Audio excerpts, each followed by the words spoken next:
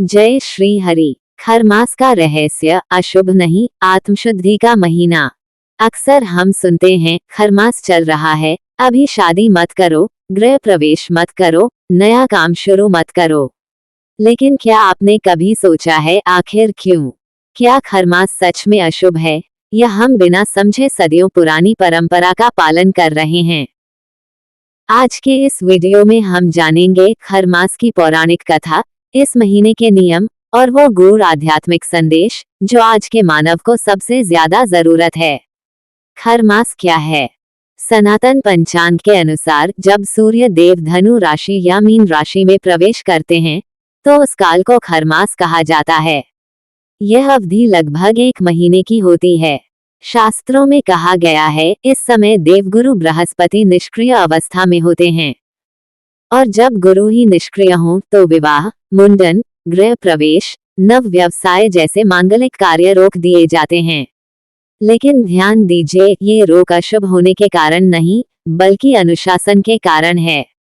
खरमास की पौराणिक कथा। एक पौराणिक मान्यता के अनुसार एक बार सूर्य देव अपने तेज और अहंकार में अत्यंत उग्र हो गए। उनकी उष्णता से धरती, जीव जंतु और मनुष्य कष्ट झेलने लगे। तब देवताओं ने भगवान विष्णु से प्रार्थना की। भगवान विष्णु ने कहा, सूर्य को भी विश्राम और संयम की आवश्यकता है। तभी यह नियम बना कि वर्ष में 2 बार सूर्य देव धनु और मीन राशि में धीमी गति से चलेंगे। इसी काल में सांसारिक गतिविधियां धीमी होंगी और मनुष्य को अंतर्मुखी होकर आत्मचिंतन करना होगा। यही काल कहलाया खरमास। खरमास में शुभ कार्य क्यों वर्जित? लोग कहते हैं खरमास अशुभ है, लेकिन शास्त्र कहते हैं खरमास अनुशासन का समय है। जैसे रात में बीज नहीं बोया जाता, वैसे ही यह महीना भोग के लिए नहीं, योग के लिए है। इसलिए विवाह नहीं, क्योंकि वह सामाजिक उत्सव है। गृह प्रवेश नहीं, क्योंकि वह भौतिक आरंभ है। लेकिन खरमास में क्या अत्यंत शुभ है?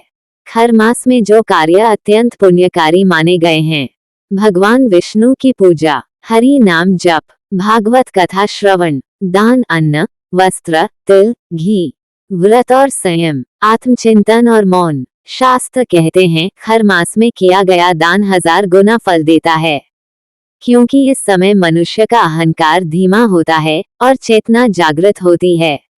आज के जीवन से संबंध। आज का मनुष्य लगातार भाग रहा है। काम, पैसा, रिश्ते, कोई ठहराव नहीं। खरमास हमें सिखाता है रुकना भी आवश्यक है। जो व्यक्ति हर समय दौड़ता है वो दिशा भूल जाता है, और जो समय पर रुकना सीख ले वही सही मार्ग चुन पाता है। खरमास की आध्यात्मिक कथा अहंकार से आत्मबोध तक।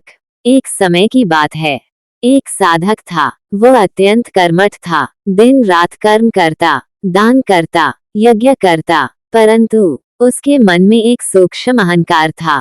मैं बहुत धार्मिक हूँ। एक वर्ष खरमास आया। गुरु ने उससे कहा, इस मास में कोई बड़ा कर्म मत करना, केवल मौन रखो और अपने भीतर झांको। साधक को ये बात अच्छी नहीं लगी। उसने सोचा, कर्म न करूं तो पुण्य कैसे मिलेगा? परंतु गुरु की आज्ञा मानकर वो मौन में बैठ गया। दिन बीतते गए, बिना यज्ञ, बिना दान, बिना दिखावे के, और तब पहली बार उसने अपने भीतर क्रोध देखा, ईर्ष्या देखी, असंतोष देखा। उसकी आंखों से आंसू बहने लगे। तभी गुरु बोले, वत्स, यही है खरमास का रहस्य।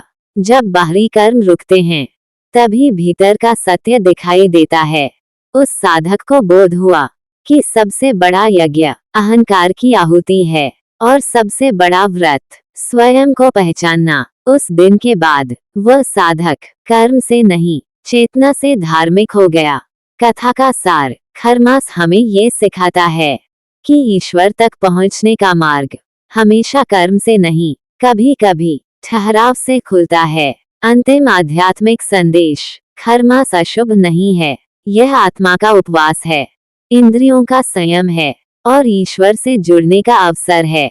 यदि आप इस महीने कुछ नहीं भी कर पाए तो केवल हरि नाम का स्मरण कर लीजिए, क्योंकि जहाँ स्मरण है वहीं मुक्ति का द्वार है।